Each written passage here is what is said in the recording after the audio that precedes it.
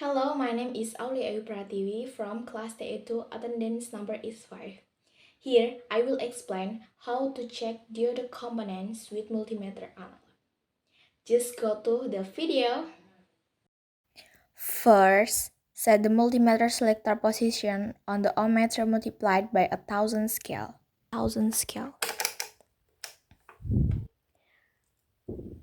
Connect the red probe to the cathode leg and the black probe to the anode leg.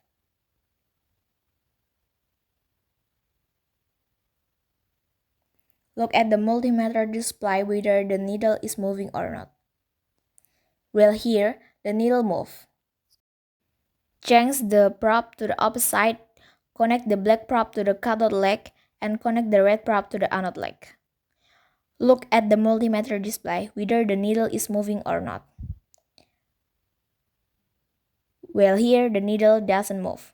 So, the condition of the diode with code 6A10 is normal.